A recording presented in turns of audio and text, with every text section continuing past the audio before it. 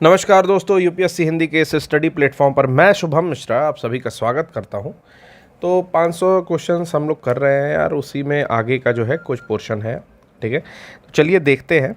आज कुछ व्यस्तता के कारण जो है बोर्ड पर यह लेक्चर नहीं बन पा रहा है और कोशिश करूँगा कि व्यस्तता जल्दी कम हो जाए। ठीक है, हालांकि इससे कोई फ़र्क नहीं पड़ता है, लेकिन फिर भी हमारे कुछ मित्र जो है जो समझने से ज़्यादा देखने में यकीन रखते हैं, उनके लिए थोड़ा सा आज मैं कहूँगा कि एडजस्ट कर लें, या इस तरह के जितने भी लेक्चर्स आए उसे एडजस्ट कर लेंगे। ठीक है, चलिए स्टार्ट करते हैं कि पहला प्रश्न है कि राष्ट्रीय स्तर के ई जागरूकता कार्यक्रम 2021 की शुरुआत किसने की है?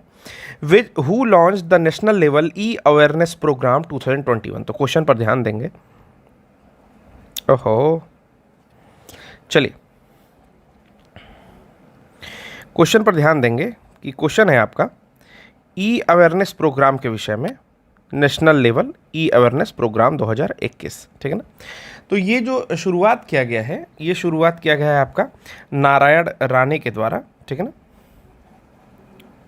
जो मैं डिस्कस कर चुका हूँ आई थिंक। ओके, तो ये एमएसएमई ने उद्यमिता को बढ़ावा देने के लिए और युवाओं की भागीदारी को बढ़ावा देने के लिए संभव स्कीम के माध्यम से एक कार्यक्रम शुरू किया है। ठीक है ना, और इसी का शुभारंभ जो है एमएसएमई मंत्री जो है नारायण राणे, उन्होंने ही जो इसको शुरू किया है दिल्ली में।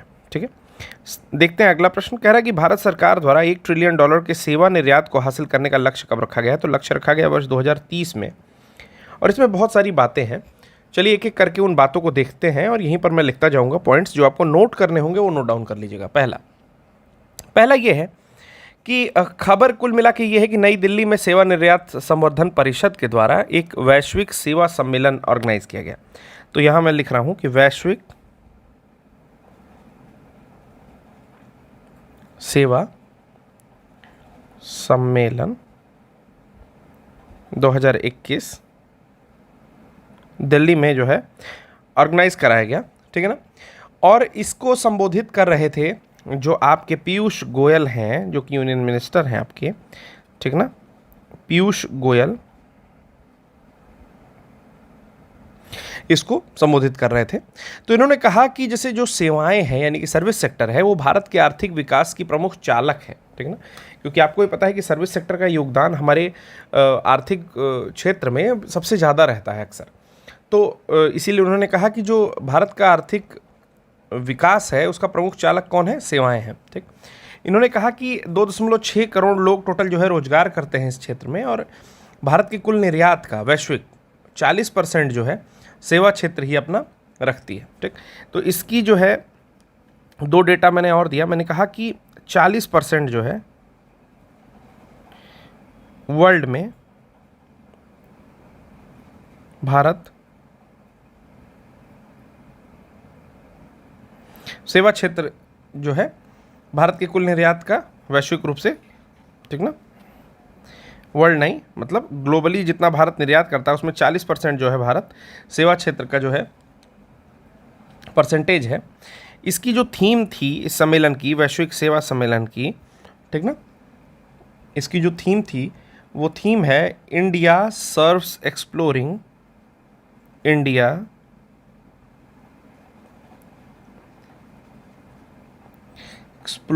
पोटेंशियल, ठीक है ना, ग्रोथ सेक्टर्स बियॉन्ड इट। ठीक, तो लिखा है कि India serves exploring potential growth sectors beyond IT. तो ये इसकी थीम थी जो बहुत इंपॉर्टेंट नहीं है, लेकिन मैं लिख देता हूँ आपको। ठीक है, बाकी 2020-21 में $89 बिलियन का जो है व्यापार अधिशेष है, तो ये चीज़ें इंपॉर्टेंट नहीं है। इंपॉर्टेंट क्या है कि वैश्विक सेवा सम्मेलन कहाँ हुआ, ठीक है ना, उसको कौन आपका हेड कर रहा था? तो पीयूष गोयल हमारे हेड कर रहे थे। 1 ट्रिलियन की जो निर्यात हासिल करने का लक्ष्य भारत ने कब तक रखा है? तो ये 3 प्रश्न जो है महत्वपूर्ण है, जो मैं आपको बता चुका हूँ। अगला है श्रमिक मित्र योजना। एक सेकंड रुकिएगा। अगला प्रश्न है श्रमिक मित्र योजना प्रारंभ करने वाला राज्य कौन सा है? तो याद रखिएगा श्रमिक मित्र योजना, ठीक ना, एसएमएस है एक तरह से, श्रमिक मित्र स्कीम, ठीक ना, SMS श्रमिक मित्र स्कीम जो है ये स्टार्ट किया है दिल्ली ने। बेसिकली दिल्ली ने किया क्या है कि श्रमिक कल्याण बोर्ड द्वारा जो है स्टार्ट की गई है ये योजना। मैं लिख दे रहा हूँ, श्रमिक कल्याण बोर्ड द्वारा ये योजना आरंभ की गई। और इस योजना में क्या किया गया कि 6 लाख से अधिक श्रमिकों तक सरकार द्वारा आरंभ की गई योजनाओं का लाभ श्रमिक मित्र के माध्यम से पहुंचाया जाएगा। जैसे स्कूलों में शिक्षा मित्र होते हैं, ठीक है ना, किसान मित्र कहा गया है केंचुए को, उसी प्रकार जो है श्रमिक मित्र वो लोग हैं जो लोग सरकारी योजनाओं को श्रमिकों तक पहुंचाएंगे, यानी कि एक तरह से मध्यस्थ की भूमिका अदा करेंगे। इसके अंतर्गत टोटल जो है 800 श्रमिक मित्र जो है इनकी नियुक्ति की जाएगी। 800 श्रमिक मित्रों की नियुक्ति की जाएगी। 800 श्रमिक मित्रों की नियुक्ति की जाएगी जो किसके किसके अंतर्गत की जाएगी, जिला के अंतर, विधानसभा और बोर्ड कोऑर्डिनेटर के रूप में की जाएगी। और ये करेंगे क्या, जो निर्माण श्रमिक हैं, जो कुछ बनाने का कंस्ट्रक्शन काम करते हैं, उनके घर घर जाके उनको योजनाओं से जोड़ेंगे, ठीक है ना। तो कुल मिला के यही है। बाकी मैं एक्सप्लेनेशन पढ़ देता हूँ, पहले इंग्लिश में फिर हिंदी में। The Delhi government launch the Shramik Mitra scheme to ensure the benefits announced by the government to the construction worker under this scheme. तो ये याद रखना है, कंस्ट्रक्शन वर्कर्स को शामिल करती है ये, ठीक है। Around 800 Shramik Mitras will reach at the doorstep of construction worker and inform them about the schemes launched by the Delhi government and provide them the necessary assistance. उन्हें जरूरी सहायता भी प्रदान करेंगे। तो दिल्ली सरकार ने श्रमिक मित्रों जिनको दिल्ली सरकार ने निर्माण श्रमिकों अर्थात कंस्ट्रक्शन वर्कर्स तक सरकार द्वारा घोषित लाभ सुनिश्चित करने के लिए श्रमिक मित्र योजना शुरू की है। इस योजना के तहत लगभग 800 श्रमिक मित्र निर्माण श्रमिकों के दरवाजे पर पहुंचेंगे और उन्हें दिल्ली सरकार द्वारा शुरू की गई योजनाओं के बारे में सूचित करेंगे और उन्हें आवश्यक सहायता प्रदान करेंगे। तो कुल मिला के ये चीज़ें हैं। अगला देखते हैं, 5G स्मार्टफोन लॉन्च करने वाला पहला इंडियन ब्रांड कौन सा है, तो लावा है, ठीक है ना। पहला इंडियन ब्रांड कौन सा है ये याद रखिएगा। 5G तो बहुत सारे फ़ोन्स ने लॉन्च कर दिया है बहुत पहले ही, बट इंडियन ब्रांड है लावा इंटरनेशनल, जिसको हम लोग कम खरीदते हैं, ठीक है ना। तो इसने जो है 5G लॉन्च किया है अभी अपने फ़ोन में। तो ये एक इम्पॉर्टेंट न्यूज़ बनी थी एक समय। नेक्स्ट आता है बैडमिंटन वर्ल्ड फेडरेशन BWF द्वारा लाइफ टाइम अचीवमेंट पुरस्कार किसे दिया गया है, तो दीपिका पादुकोण के पिताजी प्रकाश पादुकोण को अभी ये जो है दिया गया है, ठीक है ना। Who was honoured with the life time achievement award by the badminton world federation. तो कुछ चीज़ें और जानते हैं। जो बैडमिंटन वर्ल्ड फेडरेशन है इसका जो मुख्यालय है, यानी कि BWF जो है इसका मुख्यालय है कुआलालंपुर, ठीक है। कुआलालंपुर कहाँ स्थित है, तो मलेशिया में है, वहाँ की राजधानी है ये, ठीक है ना। कुआलालंपुर कहाँ स्थित है, मलेशिया में, और BWF का मुख्यालय वहीं पर है। इसकी स्थापना हुई थी 5 जुलाई, डेट इंपॉर्टेंट नहीं है, ठीक है, 1954, ठीक है ना। और अध्यक्ष इसके पॉल एरिक है, वो उतना महत्वपूर्ण चीज़ नहीं है। हुआ क्या था कि 1983 में जो आपके प्रकाश पादुकोण जी हैं उन्होंने 1983 में कोपेनहेगन टूर्नामेंट हुआ था। तो 83 में कोपेनहेगन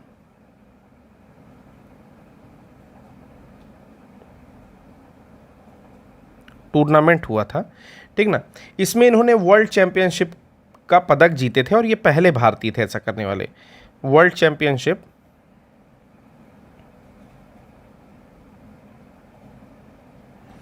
का पदक जीते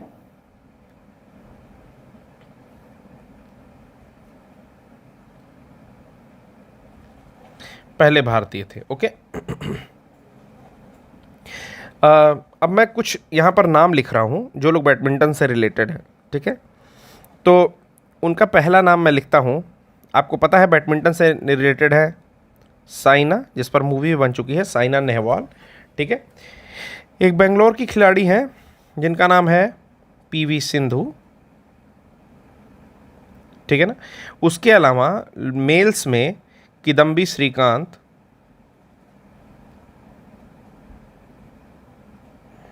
लक्ष्य सेन,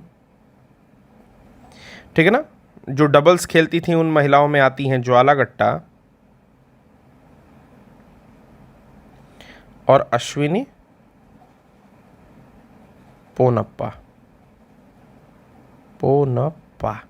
ठीक है ना। तो इतना नाम अगर देता है, जैसे मान लीजिए कि दे दिया इसमें से कोई नाम कि ज्वाला गुट्टा जो भारत की खिलाड़ी है निम्न में से किस खेल से संबंधित है, 4 ऑप्शन दे दिया, स्क्वैश, टेबल टेनिस, ठीक है, टेनिस और बैडमिंटन। तो आप बस नाम एक बार ही गो थ्रू रहेंगे तो आपको ये चीज़ पता रहेगी कि ज्वाला गुट्टा जो है वो बैडमिंटन से रिलेटेड है, ना कि टेनिस से। ओके। हाँ, एक चीज़ और मैं आपको बताना चाहता हूँ, जैसे जो भी मैं लेक्चर लेता हूँ मैं इस 25 क्वेश्चंस के लिए एक प्रॉपर नोट्स प्रिपेयर करके या क्वेश्चंस को देख करके, ठीक है, अपना एक माइंडसेट बनाता हूँ और उस हिसाब से फिर लेक्चर लेता हूँ। मान लीजिए बताते समय कोई मानवीय भूल होती है तो उसको आप लोग ज़रूर कमेंट बॉक्स में ठीक करा दिया करो। जैसे एक दिन मैं अभी गलत बता रहा था, मैंने बताया कि 2 नॉन इंडियन जिन्हें आपके भारत रत्न मिला है उसमें मैंने नाम बता दिया मदर टेरेसा का, जबकि वो थे नेल्सन मंडेला जिन्हें मदीबा भी कहा जाता है, ठीक ना, जो कि आपका रंगभेद के खिलाफ उन्होंने लड़ाई लड़ी थी, साउथ अफ्रीका के राष्ट्रपति रहे थे। तो इस तरह की चीज़ें कमेंट बॉक्स में किसी मेरे फ्रेंड ने कर दिया, मतलब आप लोगों में से किसी ने कर दिया कमेंट, तो मुझे बहुत बढ़िया लगता है कि अगर आप लोग कहीं अगर मुझसे गलती होती है, मैन मेड गलतियाँ सबसे हो जाती हैं, तो अगर मुझसे होती है तो मुझे उसे एक्सेप्ट करने में कोई प्रॉब्लम नहीं है। बस आप उसको विद ड्यू रिस्पेक्ट मुझे बता दिया करो कि सर यहाँ पर ये गलती हो गई है, ठीक है।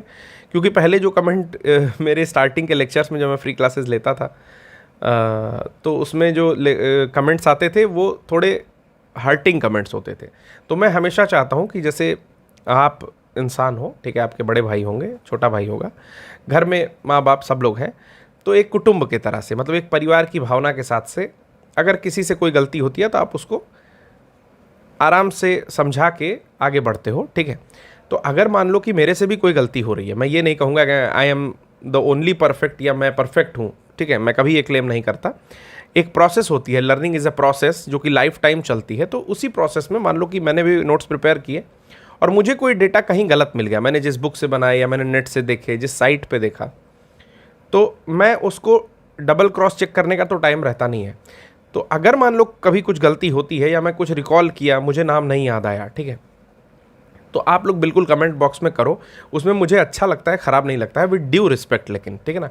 रिस्पेक्टफुली आप उस कह दो कि सर ये वाला जो आपने बताया था इसमें सर ये थोड़ी सी ग्लिच है, बाकी आपने करेक्ट बताया था, ठीक है। प्रोसेस क्या है, टीचर का काम क्या होता है ना, टीचर का काम ये होता है कि जस्ट आपको इनलाइटन करे, ठीक है ना। हमारा काम ये है कि हम लोग बस पायोनियर हैं एक तरह से, मतलब कि आपको उस मार्ग पर जाने की प्रेरणा दे सकते हैं। सारा जो लोड है, मतलब सारा जो लेबर करना है, सारी जो मेहनत है वो आप ही को करनी है। हम बस आपको रास्ता बता सकते हैं कि भाई इस रास्ते जाओ, ये काम करो। अब मान लीजिए कि कुछ टीचर ऐसे भी अवेलेबल होंगे यूट्यूब पर जो आपको इस समय कहेंगे कि आप खरीद लो रमेश सिंह इकोनॉमिक्स के लिए, अभी एग्जाम से 1 महीने पहले लक्ष्मीकांत खरीद लो, बिपिन चंद्रा खरीद लो मोटी वाली, आफ्टर इंडिपेंडेंस खरीद लो और बिफोर इंडिपेंडेंस खरीद लो, ठीक है ना। उसके अलावा जितनी स्टैंडर्ड बुक्स होती हैं, और नितिन सिंघानिया खरीद लो, ठीक है, माजिद हुसैन खरीद लो, खुल्लर की भूगोल खरीद लो, माजिद हुसैन तो फिर भी पतली है, ठीक है। और उसके बाद कहेंगे कि 8 घटना चक्र के जितने आते हैं पूर्वावलोकन वो खरीद लो, और मैं आपको बताऊंगा कि 1 महीने में आप कैसे निकाल लोगे, ठीक है। तो ये शुद्ध बेवकूफ़ बनाना है। एग्ज़ाम के टाइम में 1 महीने पहले सबसे अच्छा होता है कि आप क्वेश्चन करें। अगर आपने कुछ नहीं पढ़ रखा है तो आप चुपचाप जो अभी चल रहा है करंट का कोर्स उसे परचेज़ कर लो, ठीक है। उसके साथ साथ आप जितने प्रीवियस ईयर पेपर लगा सकते हो, आप 5 लगा सकते हो, 10 लगा सकते हो, उतने लगाओ जितने आप 2 बार रिवाइज कर सकते हो, ठीक है। उसके अलावा कुछ ना पढ़ो, क्योंकि अगर आप उसके अलावा पढ़ते हो तो आप खुद को बेवकूफ़ बना रहे हो, ठीक है। अगर आप 5 पेपर लगाओ, अगर आपका सिलेक्शन होना होगा तो उन 5-7 पेपर को 2 बार 3 बार रिवाइज करके जाओ, और करंट अफेयर्स को 2-3 बार रिवाइज करके जाओ, क्योंकि उससे ज़्यादा टाइम ही नहीं है। उतने में अगर आपका कुछ होना होगा तो होगा, नहीं तो फिर आप जो बाकी टीचर्स आपको बुक खरीदवा रहे थे वो आप परचेज कर सकते हो, ठीक है। एग्जामिनेशन के बाद, एग्जामिनेशन तक तो अभी कुछ भी रिस्क लेने लायक नहीं है। चलिए, काफ़ी बातें हो गई, चलते हैं। देखिए क्या क्या लिखा हुआ एक्सप्लेनेशन में कि प्रकाश पादुकोण जो है, जो कि दीपिका पादुकोण के पिताजी हैं, ये ज़्यादा इंपॉर्टेंट है, was awarded the prestigious life time achievement award. इनको बैडमिंटन वर्ल्ड फेडरेशन की तरफ से अभी मिला है, ठीक ना, याद रखिएगा, prestigious life time achievement award मिला है। और 2018 में इनको क्या मिल चुका है, BAI यानी कि बैडमिंटन एसोसिएशन ऑफ इंडिया जो है, इन्हें लाइफ टाइम अचीवमेंट अवार्ड दे चुकी है, यानी कि 4 साल पहले भारतीयों ने ये काम कर दिया है, ठीक ना, BAI ने ये काम कर दिया है जो आपका वर्ल्ड फेडरेशन इस समय कर रहा है। नेक्स्ट बात होती है कि 22वीं एशियाई तीरंदाजी चैंपियनशिप 2021 कहाँ हुई है, ठीक ना, where did the 22nd Asian archery championship 2021 concluded. तो ये हुई है आपकी ढाका में, ठीक है ना। कह रहा है कि 13 नवंबर से 19 नवंबर 2021 के मध्य 22वीं एशियाई तीरंदाजी चैंपियनशिप 2021 ढाका बांग्लादेश में संपन्न हुई।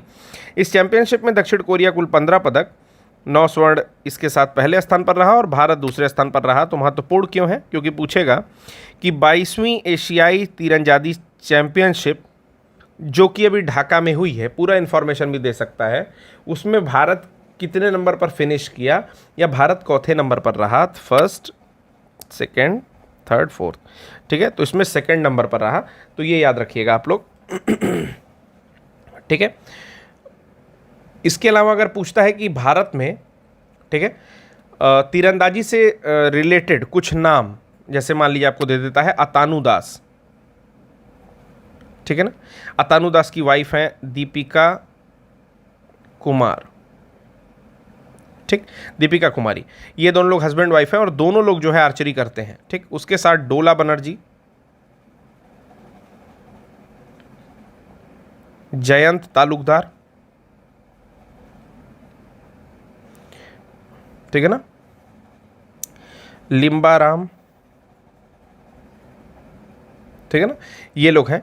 दीपिका कुमारी जो है ये कह सकते हैं कि कॉमनवेल्थ में, ठीक ना, 2010 में इन्होंने गोल्ड जीता है और ये नंबर 1 है, एक तरह से आप ये कह सकते हैं, ठीक है ना। अभिषेक शर्मा भी हैं इसमें, अभिषेक शर्मा सीनियर प्लेयर हैं, 2014 में इनको अर्जुन पुरस्कार मिल चुका है भारत की ओर से, ठीक है। तो जितने नाम थे मैं एक बार फिर से, आप देख ही रहे हो, मुझे बोलना कुछ नहीं है उसमें, ठीक है ना।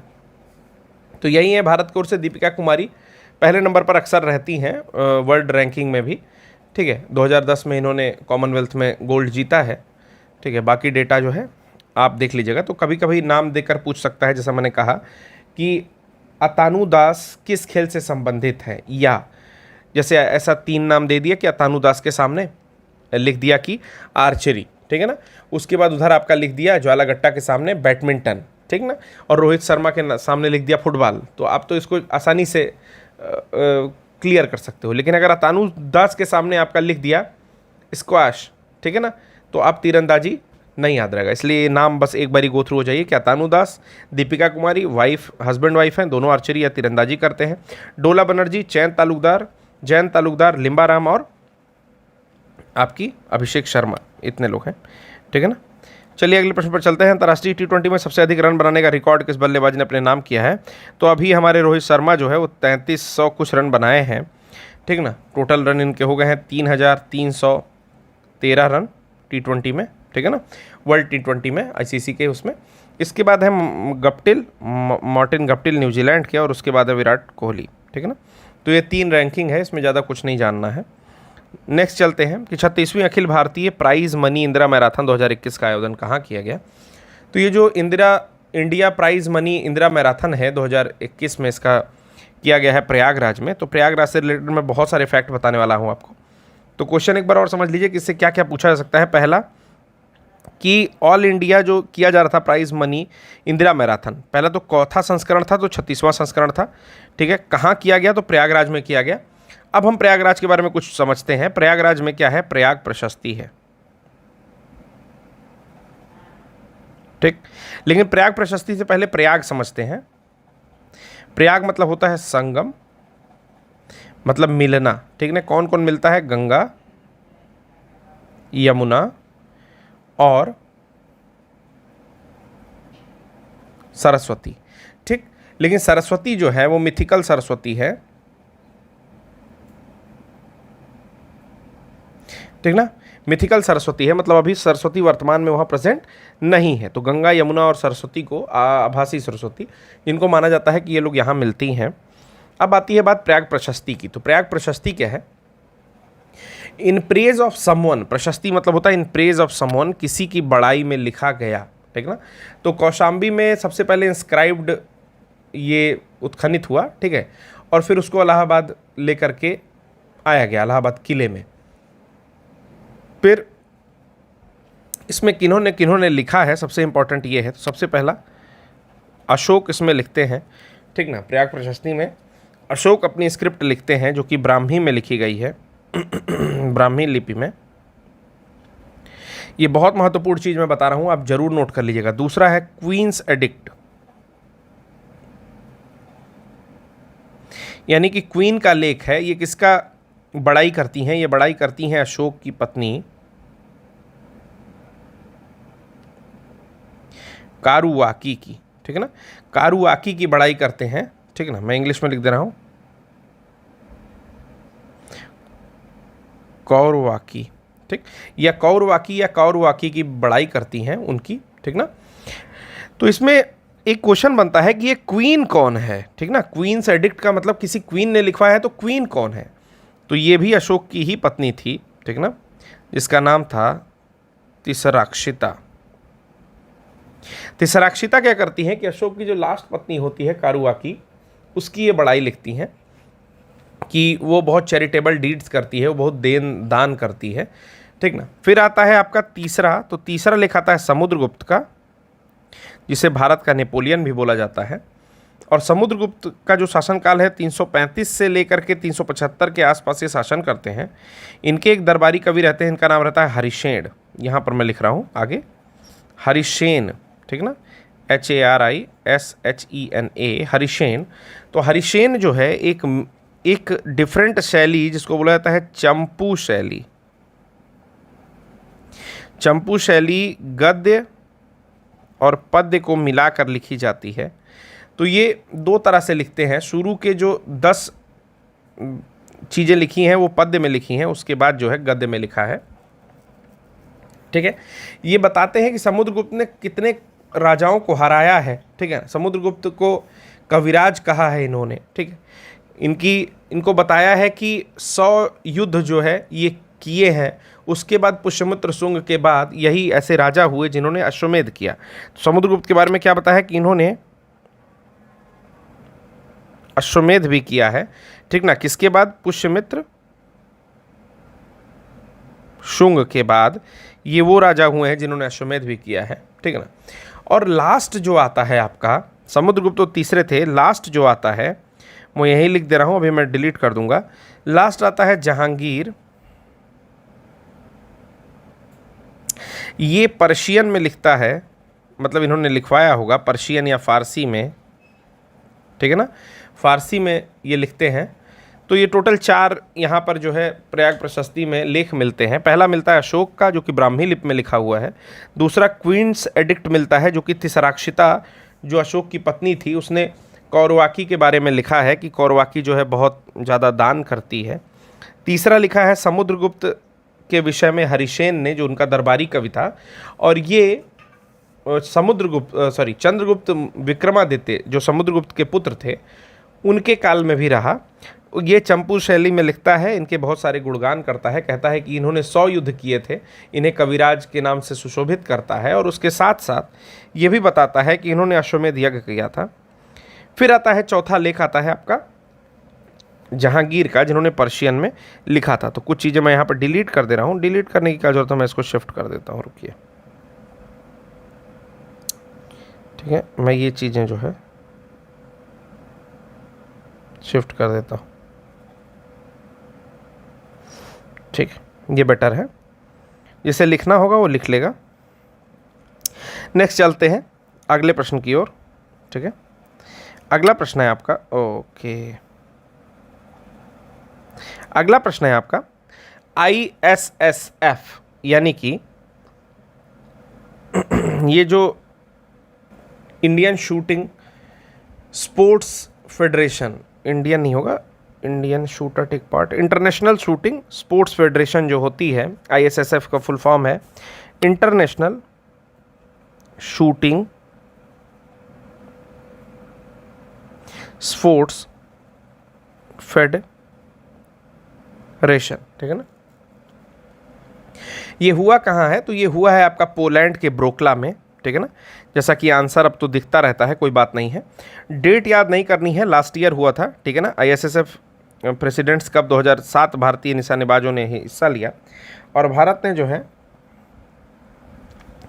कुल 5 पदक जो है जीते हैं। मनु भाकर और जाधव फिरोगी की जोड़ी ने 25 मीटर में मनु भाकर ने स्वर्ण पदक जीता है। तो मनु भाकर का नाम आप याद रखेंगे, मनु भाकर है आपका शूटिंग से रिलेटेड, ठीक। अब एक चीज़ और समझिए कि जो पोलैंड है उसके विषय में मैं आपको बहुत ही बेहतरीन बात बताता हूँ, ठीक। पोलैंड को थोड़ी देर के लिए फोकस करते हैं।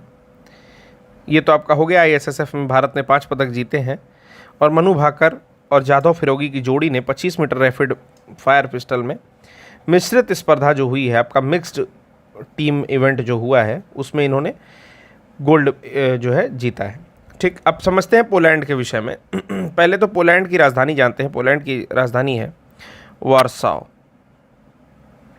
ठीक, वार्साओ, ठीक। इसके बाद ये जो राजधानी है वार्साओ, ये बहुत मायने में महत्वपूर्ण भी था, ठीक है ना। वर्ल्ड वॉर से रिलेशन है इसका, लेकिन वो चीज़ें मैं आपको नहीं बताने वाला हूँ। मैं बताने वाला हूँ कि पोलैंड को बोलते हैं रिपब्लिक ऑफ पोलैंड। पोलैंड क्या है, रिपब्लिक ऑफ पोलैंड है, ठीक है। सेंट्रल यूरोपियन कंट्री है,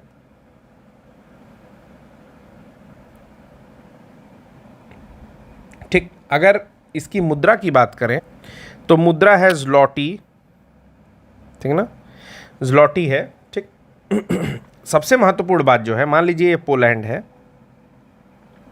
कौन कौन से देश इसको घेरे हुए हैं, एक है जर्मनी, ठीक, फिर है चेक रिपब्लिक, चेक गणराज्य हिंदी में, फिर है स्लोवाकिया, ठीक, फिर है यूक्रेन, बेलारूस, लिथुआनिया, ठीक, और यहां पर आता है आपका बाल्टिक सी। लेकिन ये सब देश महत्वपूर्ण नहीं है, ठीक है ना। ये जितने मैंने देश बताए, देश ये महत्वपूर्ण नहीं है। जर्मनी, चेक रिपब्लिक, स्लोवाकिया, यूक्रेन, बेलारूस और लिथुआनिया, ये सारे देश उसको घिरे हुए हैं। बट मेरा बताने का ये मुद्दा नहीं था। मेरा बताने का ये मुद्दा है कि यहाँ पर जो मैं फोटो बना रहा हूँ उसको समझिएगा। रशिया यहाँ अपनी बाउंड्री ख़त्म कर देता है, ठीक है ना। आपको बताना है, मेरे वीडियो को पॉज करके आप आंसर करेंगे कि क्या पोलैंड की बाउंड्री रशिया से लगती है या नहीं लगती है। मैंने आपको बता दिया रशिया यहाँ ख़त्म हो जाता है। आप जाके मैप निकाल के पहले देख लेना, ठीक है ना। मेरे वीडियो पॉज करके पहले आप गूगल करके मैप देखना, उसके बाद आप मुझे बताइएगा कि पोलैंड की बाउंड्री लगती है या नहीं लगती है। अब मैं आपको बताने चाहता हूँ, ठीक है। इसको अगर आपको याद करना है कि इन किन देशों से लगती है तो आप याद कर सकते हो, गबरू LS, ठीक है ना। गबरू में क्या है, GBRRU, गबरू। गबरू में क्या हुआ, जर्मनी, बेलारूस, चेक रिपब्लिक, R से मैंने चेक रिपब्लिक को दिखा दिया है, ठीक ना। R को अभी साइलेंट रखिए, यूक्रेन, लिथुआनिया और S से स्लोवाकिया। तो ये जो R है ये क्या है, रशिया। तो आपको सबसे मज़ेदार बात ये समझ में आएगी कि यहाँ पर रशिया प्रेजेंट है, जबकि रशिया की मेन बाउंड्री यहाँ ख़त्म हो जाती है। यानी कि मेन रशिया यहाँ है और एक छोटा सा पार्ट रशिया का इस क्षेत्र में है जो कि मेनलैंड से बहुत दूर है, जो कि पोलैंड के करीब में है, पोलैंड से सटा हुआ एक छोटे देश के रूप में है, वो भी रशिया है, ठीक है। तो ये सबसे महत्वपूर्ण बात है पोलैंड से रिलेटेड जो मैं बताना चाह रहा था, ठीक। तो इसका नाम क्या है, इसका नाम है कलिनिग्रैड। इसका नाम है KALINI, कलिनिग्रैड, ठीक है ना। ये शहर का नाम होगा यहाँ पर, ठीक ना, जो कि एक्सक्लेव है और अनकनेक्टेड है रशिया से, और 232 किलोमीटर की बाउंड्री बनाता है, 232 किलोमीटर की बाउंड्री बनाता है पोलैंड के साथ। अब आप जाकर मैप देखिएगा, आपको बहुत मज़ा आएगा, ठीक है ना। इसीलिए तो मैं चाहता हूं कि आप जितना सपोर्ट करोगे, जैसे मेरे जितने भी फ्री वीडियोस पड़े आपने मुझे सपोर्ट किया, ठीक, तो जब आपने सपोर्ट किया, मेरे कहने पर कमेंट किया, तो मुझे भी लगता है कि जो लोग भी ये बैच ज्वाइन किए हैं उन्हें अच्छे से अच्छा बताया जाए, ऐसे प्रश्न बताए जाएं जो कि बाकी आम यूट्यूब चैनल्स पर नहीं बताए जाते हैं, ठीक है ना। चलिए, अब बहुत बड़ाई कर लिया मैं, ठीक है, अगले प्रश्न पर आते हैं। तो मैं थोड़ी सी चीज़ें डिलीट कर रहा हूँ, जिसे नोट करना होगा वो अपना वीडियो पीछे करके नोट कर लेगा। चलिए, नेक्स्ट है कि आईसीसी पुरुष टी20 विश्व कप 2024 में कहाँ होने वाला है। तो जो आपका ये विश्व कप होने वाला है वो होने वाला है आपके अमेरिका में, उसके साथ साथ जो वेस्ट इंडीज़ कंट्रीज़ हैं वहाँ भी होने वाला है, ठीक है। तो एक्सप्लेनेशन आप देख लेते हैं यहाँ पर, पहले अमेरिका टिक कर लीजिए, एक्सप्लेनेशन देख लीजिए। West Indies and United states which jointly host the ICC men's T20 world cup 2024, और इसमें 20 टीम जो है पार्टिसिपेट करेंगे, ऐसा कुछ प्लानिंग चल रहा है। कह रहा है कि 2026, 28 और 30 का भी दिया हुआ है, ठीक ना। इंडिया और श्रीलंका में होगा 26 का, 28 का होगा ऑस्ट्रेलिया और न्यूजीलैंड में, और 2030 का होगा इंग्लैंड, आयरलैंड और स्कॉटलैंड में रिस्पेक्टिवली, क्रमशः, ठीक है ना। और जो चैंपियंस ट्रॉफी होगी 29 की सॉरी, वो होगी इंडिया में। तो 26 में कहाँ होगा? इंडिया और श्रीलंका में होगा। 28 में कहाँ होगा? ऑस्ट्रेलिया और न्यूजीलैंड में होगा। और 30 में कहाँ होगा? इंग्लैंड, आयरलैंड और स्कॉटलैंड यानी कि यूरोपियन कंट्रीज़ में होगा, ठीक है। तो इसे आप याद कर लीजिएगा। दूसरा एक बात इसमें मैं बहुत मज़ेदार बताना चाहता हूँ कि ये मान लीजिए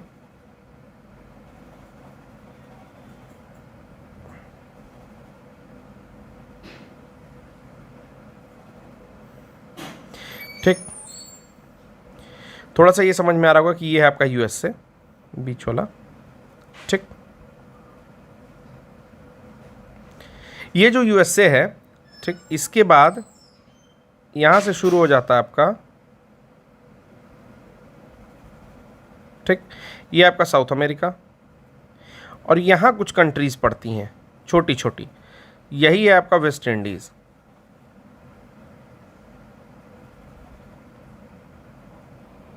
कहलाती है, ठीक। एक चीज़ और देखिए कि इंडीज़ जो है वो इंडिया से रिलेटेड है, ठीक।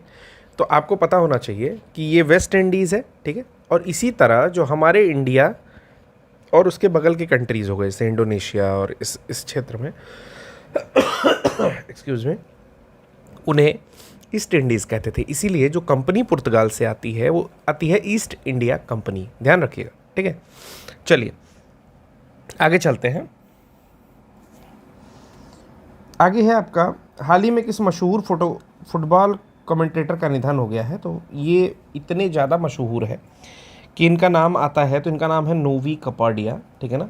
ये केवल फुटबॉल ही नहीं थे, फुटबॉलर ही नहीं थे, मतलब कमेंटेटर ही नहीं थे फुटबॉल के, बल्कि ये जो थे ये बुक राइटर भी थे, ठीक।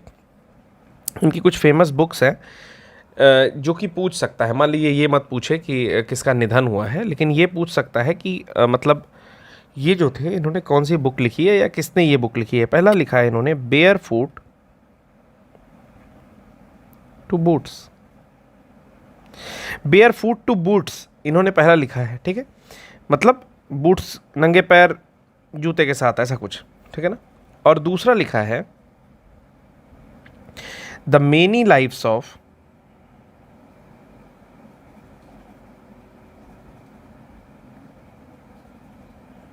इंडियन फुटबॉल, ठीक है। दूसरा इन्होंने ये लिखा है कि barefoot to boots the many lives of Indian football. इन्हें आगे एक्सप्लेनेशन देखते हैं कि इन्हें फुटबॉल का इंसाइक्लोपीडिया कहा जाता है। क्यों? क्योंकि इन्होंने हर जगह जो है अपनी कमेंट्री की है भारत की ओर से, ठीक है। और अन्य भी, जैसे एशियन गेम्स में किया इन्होंने, कॉमनवेल्थ गेम्स में किया, ठीक है। और इंटरनेशनल फुटबॉल वर्ल्ड कप में भी ये कर चुके हैं।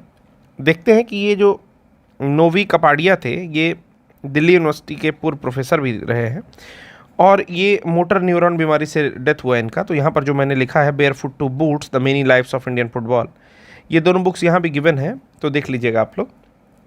ये बुक्स इनकी काफ़ी महत्वपूर्ण होंगी। मैं इन बुक्स पर स्टार लगा रहा हूँ कि शायद कुछ और ना सही बुक्स का नाम पूछ लिया जाए। ठीक है, नेक्स्ट क्वेश्चन देखते हैं कि हाल ही में आईसीसी पुरुष क्रिकेट समिति का नया अध्यक्ष किसे चुना गया है। तो सौरव गांगुली को जो है चुना गया है, काफ़ी पुरानी न्यूज़ है। ठीक है, और गांगुली को जो है अनिल कुंबले रिप्लेस, गांगुली ने अनिल कुंबले को रिप्लेस किया था 2012, और पता नहीं क्या क्या लिखा है। ठीक है 2012 में जो है कुंबले आए थे जिनको रिप्लेस करेंगे। ओके, चलिए देखते हैं नेक्स्ट क्वेश्चन। हाँ, एक चीज़ और बता देना चाहता हूँ, सूचना क्या है कि यहाँ पर 2 नंबर दिया हुआ है। ठीक है, एक नंबर है व्हाट्सएप का, ठीक, और दूसरा नंबर है कॉलिंग के लिए। ठीक है, ये जो कॉलिंग वाला नंबर है इस पर आप कॉल करिए अगर आपको या आपके किसी फ्रेंड को ज्वाइन करना है। ठीक है, या व्हाट्सएप करिए।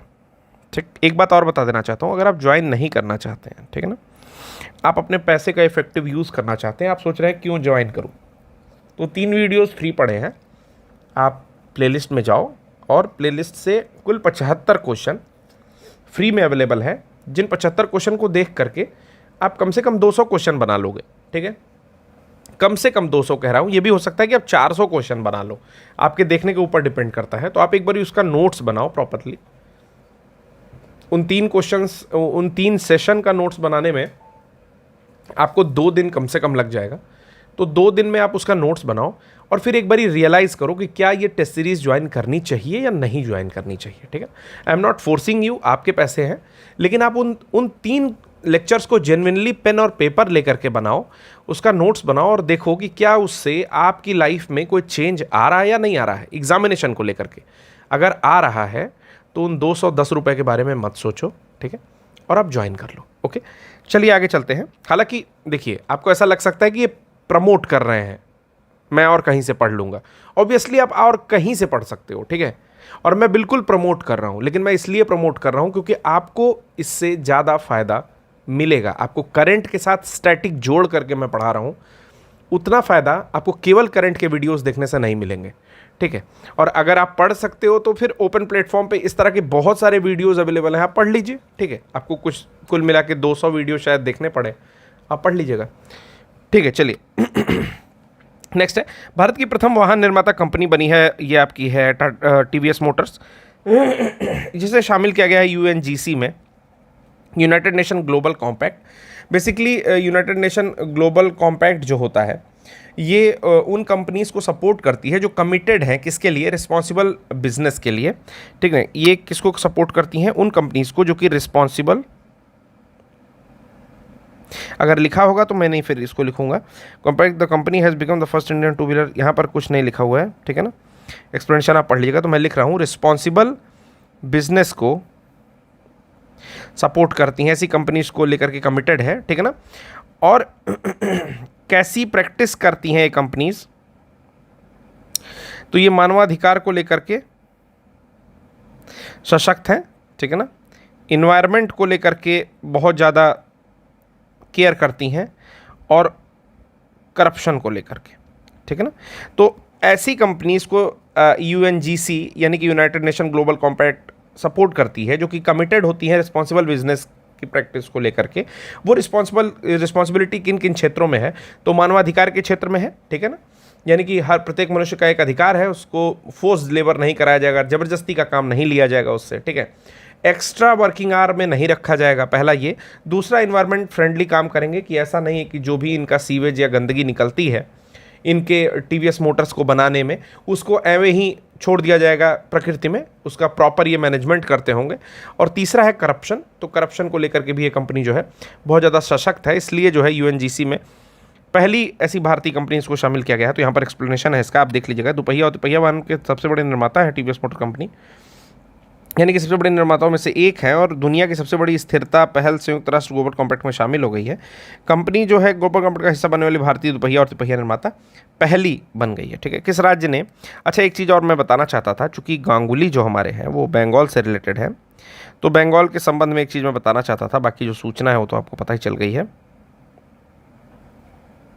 ठीक है, तो क्या बताना चाहता था मैं, बताना ये चाहता था कि बंगाल में यूं तो विद्रोह बहुत हुए हैं, लेकिन एक विद्रोह है जिसका नाम है नील विद्रोह, जो हुआ था आपका 1859-60 के आसपास में, ठीक है ना। और ये प्रभावित किससे था? प्रभावित था एक किताब से जिसका नाम है नील दर्पण। बेसिकली ये नाटक है, ठीक ना, यानी कि प्ले है। इस बुक को लिखा कौन था? तो बुक को लिखा था दीन बंधु मित्र ने। ये 2018 या 2018 के यूपीएससी में भी पूछा हुआ प्रश्न है।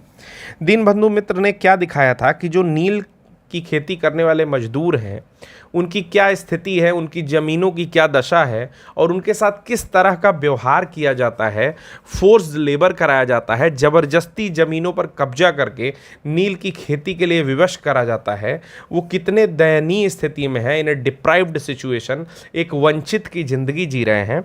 और इस नाटक को जब जगह जगह किया गया तो यहाँ पर क्या हो गया? इंडिगो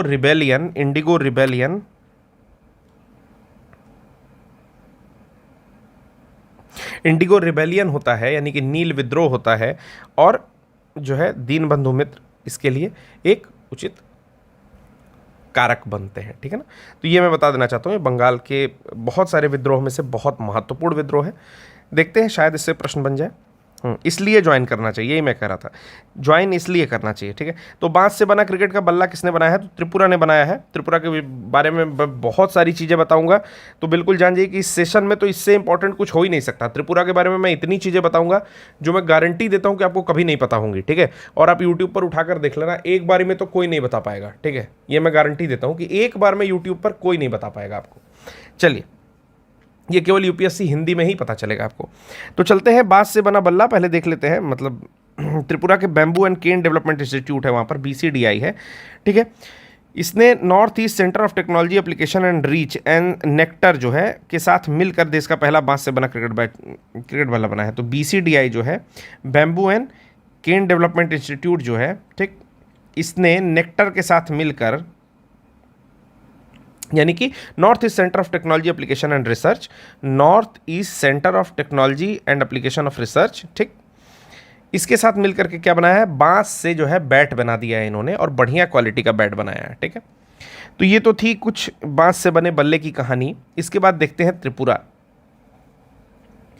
हाँ, हालांकि जो नॉर्मली बैट बनता है क्रिकेट का वो किस वुड से बनता है ये आपको कमेंट बॉक्स में बताना है। अगर आप कहेंगे तो मैं अभी आपको बता दूंगा, लेकिन बेटर रहता है कि आप मेरे साथ साथ आंसर करते हो, मुझे बहुत बढ़िया लगता है, ठीक है।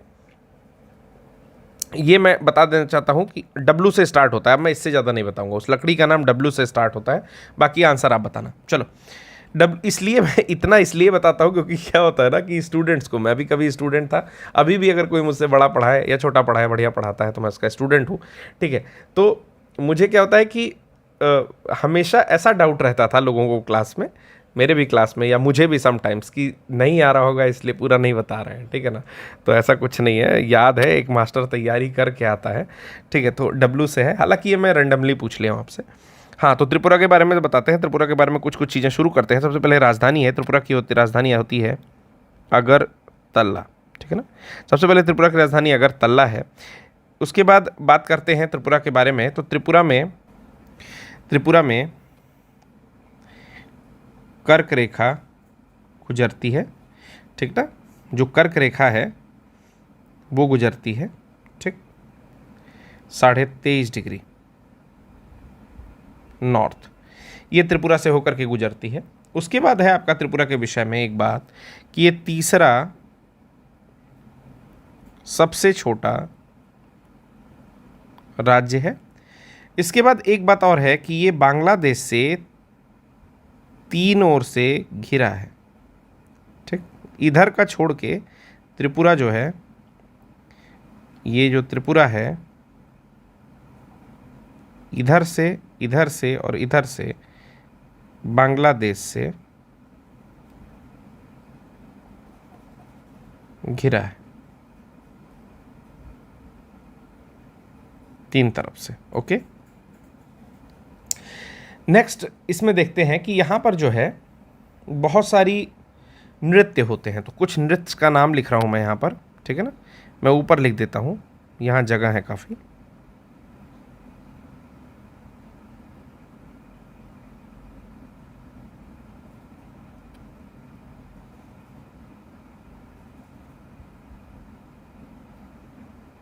चलिए,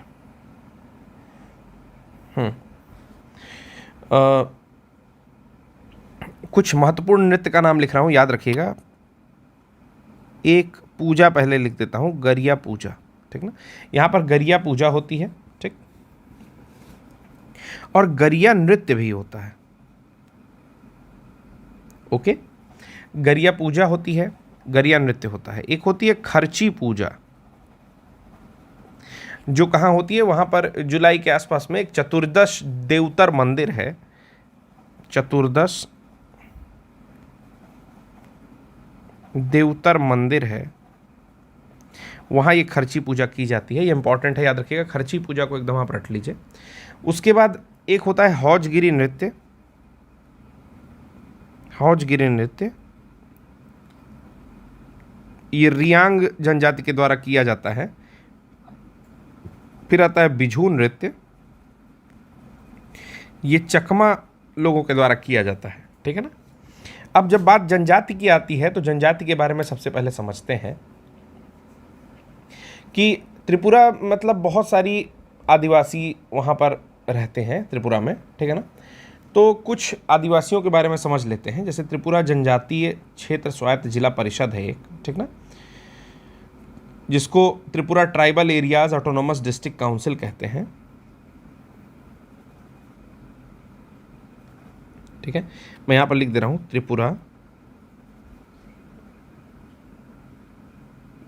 जनजाति यानी कि ट्राइबल क्षेत्र यानी कि एरिया, स्वायत्त यानी कि ऑटोनॉमस, जिला यानी कि डिस्ट्रिक्ट, परिषद यानी कि काउंसिल। इसको इंग्लिश में लिख लेगा जो मैं बोला हूँ, ठीक है ना।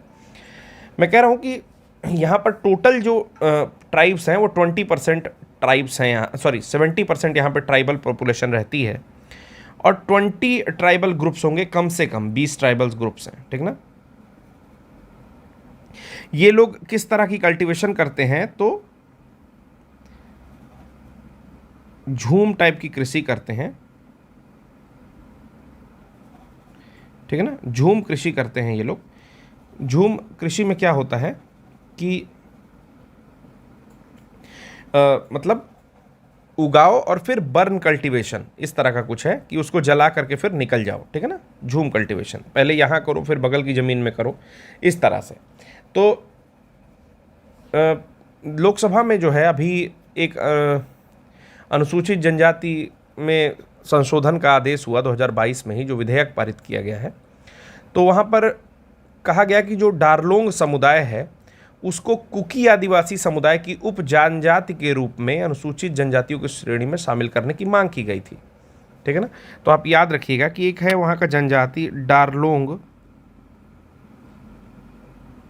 समुदाय, इसको क्या किया गया कि कुकी आदिवासी समुदाय की उप जनजाति के रूप में अनुसूचित जनजातियों की श्रेणी में शामिल करने की मांग की गई, ठीक ना। तो अब जो ये डारलोंग है ये क्या है, यहाँ की एक आदिवासी समूह है जहाँ लगभग 10,000 प्लस आबादी है, और इसमें एक व्यक्ति थे जिनका नाम है थंगा डारलोंग, जिनका नाम है थंगा डारलोंग। ये व्यक्ति जो है अभी अभी पद्मश्री से सम्मानित किए गए हैं। तो ये आदिवासी संगीतज्ञ हैं और रोज़म उस्ताद हैं। रोज़म एक टाइप का वाद्ययंत्र होता है, रोज़म, रोज़म यहाँ का एक वाद्ययंत्र है, इसके ये उस्ताद थे, तो इनको पद्मश्री जो है प्रदान किया गया है, ठीक। अगर त्रिपुरा की बात की जाए तो आपका असम, मेघालय, त्रिपुरा और मणिपुर ये 6 शेड्यूल में वर्णित है, जो अनुसूचित जातियों की रक्षा के लिए या हितों की रक्षा के लिए कहा जाता है। बाकी 342(1) में राष्ट्रपति द्वारा, ये चीज़ आप याद रखेंगे, 342 1।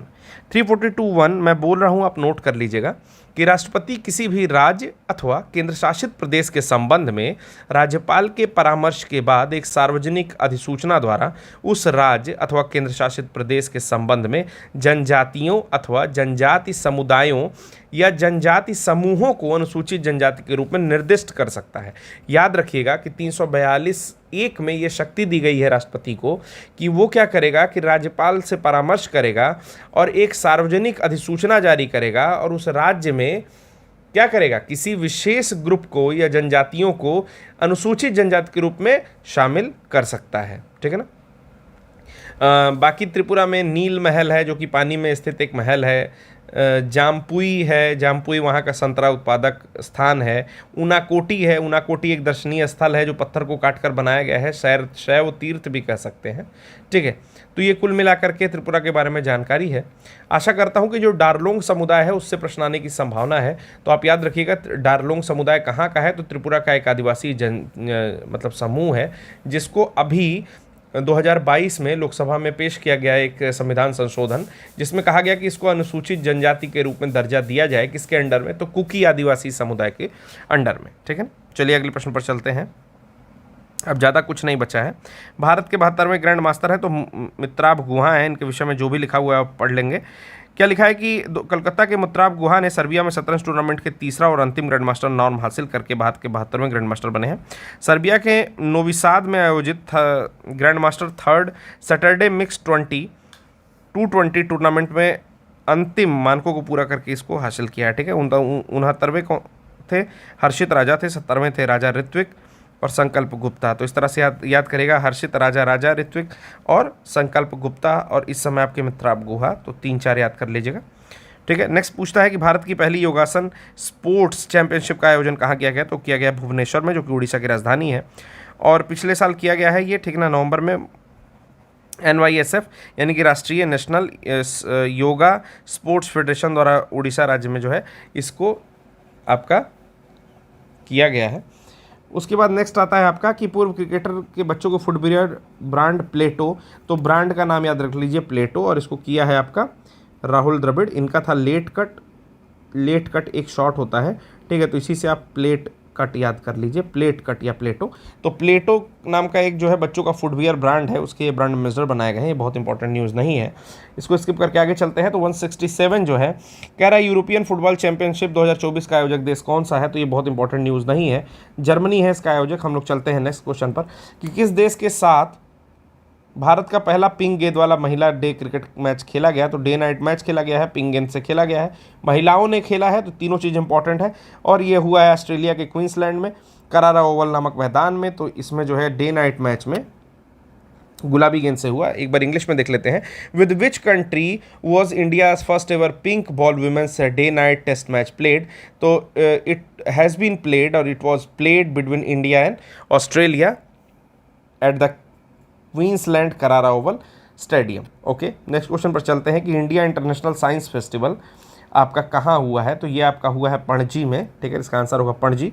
तो ये IISF India international science festival जो हुआ है ये 7वां संस्करण था। ठीक ना, हाइब्रिड कोरोना के प्रकोप को देखते हुए ऑनलाइन ऑफलाइन रूप में गोवा की राजधानी पणजी में किया गया है। सेलिब्रेटिंग क्रिएटिविटी इन साइंस इसका जो थीम था, तो थीम आप याद रखेंगे कि सेलिब्रेटिंग क्रिएटिविटी इन साइंस। अभी आपसे पूछ ले ये थीम, क्वेश्चन ऐसे बन सकता है। इससे इंपॉर्टेंट क्वेश्चन जो होगा वो मैं यहाँ लिख दे रहा हूँ कि सेलिब्रेटिंग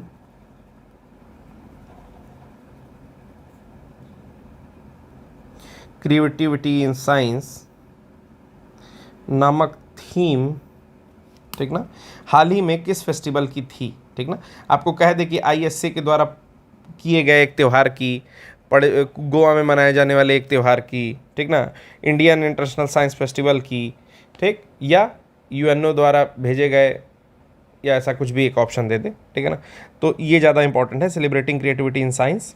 ठीक, नेक्स्ट आता है आपका कि बाल दिवस कब मनाया जाता है। विश्व बाल दिवस यहाँ पर लिखा हुआ है। ठीक है ना, तो हमको पता है कि 14 नवंबर ये ऑप्शन है, मैं इसके बारे में बता चुका हूँ। अगर आप मेरा लेक्चर देख रहे होंगे कि अगर ऑप्शन ए में दिया हुआ है करेक्ट आंसर, तो उसको 2, 3, 4, 5 बार सोच करके ही टिक मारना है, क्योंकि आप जैसे ही इसको टिक करेंगे टीचर इस पर लाल पेन चलाएगा और मार्क्स दे देगा 0। यहाँ पर लिखा है विश्व बाल दिवस कार्यक्रम, जबकि 14 नवंबर को राष्ट्रीय बाल दिवस कार्यक्रम मनाया जाता है चचा नेहरू के नाम पर। चचा नेहरू, लाल फूल उनके वर्दी में होता था, ठीक है ना, चचा नेहरू हैं, ये वाली टोपी होती थी, मतलब सॉरी टू से, मतलब मैं अच्छा बनाना चाह रहा था, मेरा ड्राइंग नहीं अच्छा है, ठीक। तो चचा नेहरू आपको दिख रहे होंगे, बटन उटन लगा दूँ, ठीक है ना, थोड़े एलियन टाइप के दिख रहे हैं, लेकिन वो बहुत पहले प्रधानमंत्री है तो वो उनका आदर है। तो कहाँ मैं कह रहा था कि वो 14 नवंबर को मनाया जाता है, परंतु जो विश्व बाल दिवस होता है वो होता है 20 नवंबर के आसपास होता है, यानी कि 20 नवंबर को होता है वर्ल्ड चिल्ड्रन डे, ठीक है ना। A better future for every child इसका थीम है, हर बच्चे के लिए एक बेहतर भविष्य, यानी कि a better future for every child इसका थीम है। फिर कह रहा है वर्ष 2021 का इंडियन फिल्म पर्सनालिटी अवार्ड किसको दिया गया है, तो हेमा मालिनी और प्रसून जोशी दोनों लोग को दिया गया है, ठीक है ना। क्या दिया गया है, इंडियन फिल्म पर्सनालिटी अवार्ड दोनों लोग को दिया गया है 52वें अंतर्राष्ट्रीय फिल्म महोत्सव में, ठीक है ना, यानी कि इंटरनेशनल फिल्म फेस्टिवल में दिया गया है इनको, ठीक। और एक जापान की मूवी है, इसका नाम है रिंगू वॉन्डरिंग, इसको जो है बेस्ट मूवी दिया गया है, ओके। तो रिंगू वॉन्डरिंग याद रखिएगा, रिंगू वॉन्डरिंग बेस्ट फिल्म, ठीक ना। ओके, नेक्स्ट क्वेश्चन पर चलते हैं कि बिग बैश लीग बीबीएल में खेलने वाले पहले, तो ये है आपका उन्मुक्त चंद, ये बीबीएल में खेल रहे हैं, बिग बैश लीग में खेल रहे हैं, ऑस्ट्रेलिया की बिग बैश लीग होती है, ठीक ना। मेलबर्न रेनेगेट्स में खेलेंगे ये, ठीक ना, तो ये भी याद रखेगा कि मेलबर्न रेनेगेट्स में खेलेंगे। एक बार मैं पढ़ देता हूँ एक्सप्लेनेशन कि Unmukt Chand became the first Indian cricketer to play in Australia's Big Bash League. Unmukt Chand made his debut for Melbourne Renegades in popular T20 tournament. He achieved his feat against the Hobart Hurricanes at the Docklands Stadium. यानी कि उन्होंने Dockland stadium में Hobart hurricanes के खिलाफ यह कारनामा किया है। विश्व शौचालय दिवस मनाया जाता है 19 नवंबर से, जिसको एक्सेप्ट किया था आपके यूएन ने, संयुक्त राष्ट्र महासभा ने 24 जुलाई को, और तब से यह मनाया जाता है। तो याद रखिएगा नवंबर में, यानी कि ठंडी के महीने में आपका विश्व शौचालय दिवस मनाया जाता है, जब बहुत ठंड रहती है। ऐसा कुल मिला के किसी भी तरह याद करिए, बस ये याद रखिए कि विश्व शौचालय दिवस जो है जाड़े में मनाया जाता है, ठीक, क्योंकि माताओं बहनों को बहुत दिक्कत होती थी जाड़े में। कुछ भी आप लिंक कर लो, मैं इसमें कुछ ऐसे नहीं बोल रहा हूँ, ठीक ना, एवं ही बोल दिया है मैंने। नेक्स्ट आपका आता है कि खाद्य नियम FCI की पहली अत्याधुनिक प्रयोगशाला कहाँ स्टार्ट की गई है, तो गुरुग्राम में स्टार्ट की गई है। भारतीय खाद्य निगम या आपका फूड कॉरपोरेशन ऑफ इंडिया का जो स्टेट ऑफ आर्ट लेबोरेटरी है, क्वालिटी कंट्रोल लेबोरेटरी, गुणवत्ता इसकी देखी जाएगी, वो शुरू की गई है आपके गुरुग्राम में। तो कह रहा है कि the first state of the art laboratory quality control laboratory of food corporation of India FCI was inaugurated in Gurugram, Haryana by the ministry of consumer affairs, food and public distribution, government of India. पूर्वोत्तर शिक्षा सम्मेलन कहाँ start किया गया है, तो ये last question हमको लग रहा है कि है ये आज का, तो ये स्टार्ट किया गया है गुवाहाटी में, ठीक है ना, पूर्वोत्तर शिक्षा सम्मेलन या नॉर्थ ईस्ट एजुकेशन कॉन्क्लेव। तो ऑब्वियसली ये किया तो नॉर्थ ईस्ट में ही जाएगा। तो 4 ऑप्शन 5 जो दिए हुए हैं उसमें भुवनेश्वर उड़ीसा में है, कटक ये भी उड़ीसा में है, कलकत्ता ये पश्चिम बंगाल में है, तो एक ही ऑप्शन बेस्ट बचता है जो है गुवाहाटी। तो ऑप्शंस इतने घटिया थे कि एलिमिनेट करना बहुत आसान था, ठीक है। तो कह रहा है कि north east education conclave was inaugurated by the ministry of education, government of India in Guwahati, Assam, okay. इसके बाद कुछ चीज़ें हैं जो जिससे ज़्यादा मतलब नहीं है, ठीक है ना। जो मैं कह रहा था कि जो आपका ये है, अभी से पहले जो हमने पढ़ा 19 नवंबर को मनाया जा रहा है विश्व शौचालय दिवस, जो कि संयुक्त राष्ट्र महासभा ने जो है एक्सेप्ट किया है। तो एक दिन में यूएन पे 10, 15 या 20 मिनट या आधे घंटे, 30 मिनट, जितने का भी लेक्चर होता है, एक दिन में यूएन पे फ्री लेक्चर लेकर के आऊँगा। तो आशा करूँगा कि आप अपने फ्रेंड्स के साथ उसको शेयर करेंगे, आप उसे सपोर्ट करेंगे। तो आज बस इतना ही, अब मिलते हैं नेक्स्ट लेक्चर में, तब तक के लिए मस्त रहिए, स्वस्थ रहिए, मज़ा करिए, बाय।